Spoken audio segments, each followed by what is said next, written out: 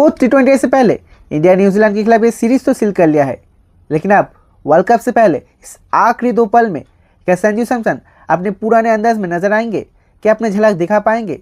और न्यूजीलैंड के खिलाफ इस मैच में इंडिया का प्लेइंग 11 क्या होगा, आइए देख लेते हैं। सुनने में जो आ रहा है, तिलक वर्मा अब इस सीरीज से पूरी तरीके से रूल्ड आउट हो चुका है, जिसके चलते वो अब वर्ल्ड कप से पहले 3 फरवरी को सीधा इंडियन स्क्वाड को ज्वाइन करेगा। तो फिर अब संजू सैमसन के लिए ये 2 आखिरी मैच ही होगा वर्ल्ड कप से पहले लास्ट चांस अपने फॉर्म में वापस आने के लिए। क्योंकि अगर तिलक वर्मा नंबर 3 पे वापसी करता है तो फिर सवाल यही रहेगा कि अभिषेक शर्मा के साथ ओपनिंग पेयर कौन होगा, ईशान किशन या फिर संजू सैमसन। लेकिन अगर ईशान किशन की परफॉर्मेंस को देखा जाए तो दूसरे टी20 मैच और तीसरे टी20 मैच में जो परफॉर्मेंस उन्होंने दर्शाया है, खास करके तब दूसरे टी20 मैच में जब इंडिया 209 चेस कर रहा था और पहले 2 ओवर में 2 विकेट गिर चुका था, सिर्फ 6 रन पर 2 विकेट पर था, वहां से जो मैच को पलट दिया है ईशान किशन, जो तूफानी अंदाज में खेलकर 128 रन पर 3 विकेट, यानी कि 32 गेंदों में 76 रन जो बनाया है अपने फायरी अंदाज से, वहां वो सिलेक्टर को ये दिखा दिया है कि वो जिस अंदाज से डोमेस्टिक क्रिकेट में खेल रहा है वैसा ही इंटरनेशनल क्रिकेट में भी खेलने के लिए तैयार है। और पिछले मैच भी पहली गेंद में विकेट जाने के बाद उनके माइंडसेट पे कोई भी असर नहीं पड़ा। मैट हेनरी को पहली ओवर में 16 रन जड़ दिए और न्यूजीलैंड को मैच से पूरे तरीके से बाहर कर दिए। तो फिर ईशान किशन के इस फॉर्म के चलते संजू सैमसन को ईशान किशन की पहले आना डिफिकल्ट तो होगा ना, खास करके तब जब संजू सैमसन पहले 3 मैच में परफॉर्म नहीं कर पाए हैं। संजू सैमसन की अगर पास्ट हिस्ट्री देखा जाए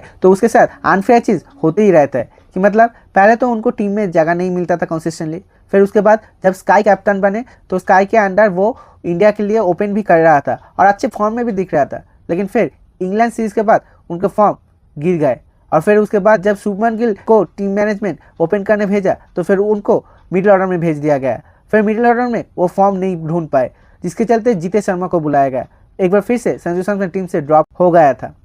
फिर अब जब गिल को ड्रॉप करके एक बार फिर से संजू सैमसन को ओपनिंग करने को लिए मौका दिया है तो फिर अब उनसे फॉर्म दूर चला गया है।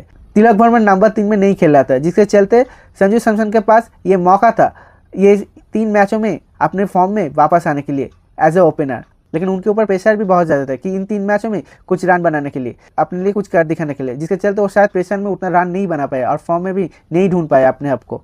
तो फिर अब वर्ल्ड कप से पहले इस 2 मैच होगा संजू सैमसन के लिए आखिरी मौका, जिसमें संजू के लिए बेहतर यही होगा कि इतना ज़्यादा रन बना दो, ऐसी फॉर्म में ले आओ अपने आप को कि टीम मैनेजमेंट सोचने पे मजबूर हो जाए कि प्लेइंग 11 को आपको ही खिलाए वर्ल्ड कप में। विशाखापट्टनम में इंडिया की 4 टी20 मैच में प्लेइंग 11 पूरी तरीके से डिपेंड करेगा क्या अक्षर पटेल इंजरी से रिटर्न कर रहा है या नहीं। अगर अक्षर पटेल पूरी तरीके से फिट हो जाता है तो फिर नंबर 8 तक आपको बैटिंग नहीं चाहिए, तो फिर आप हर्षित को बाहर कर सकते हो और उनके जगह अर्शदीप सिंह को प्लेइंग 11 में मौका दे सकते हो। और एक और चेंजेस जो नज़र आ सकता है वो है वरुण चक्रवर्ती। देखिए वरुण चक्रवर्ती भी अब इंडिया की सिर्फ 1 फॉर्मेट प्लेयर है, सिर्फ टी20 खेलता है, तो फिर उनको भी तो थोड़ा गेम टाइम मिलना चाहिए, है ना।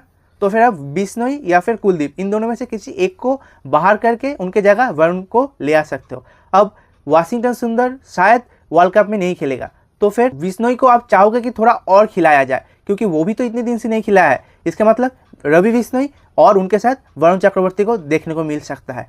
और जो दूसरी फैक्टर वो होगा अक्षर पटेल अगर टीम में वापसी नहीं करता है तो फिर उनके जगह हर्षित राणा ही खेलेगा और नंबर 8 तक बैटिंग हो गया। और जो एक और चेंजेस इस वक्त देखने को मिलेगा तब वो होगा जसप्रीत बुमराह की जगह अर्शदीप सिंह। जसप्रीत बुमराह की जगह अर्शदीप सिंह लौटेगा और स्पिनर में सेम रहेगा रवि बिश्नोई या फिर कुलदीप की जगह वरुण चक्रवर्ती। तो फ्रेंड्स आपको क्या लगता है, क्या संजू सैमसन अपने फॉर्म में वापसी करेगा?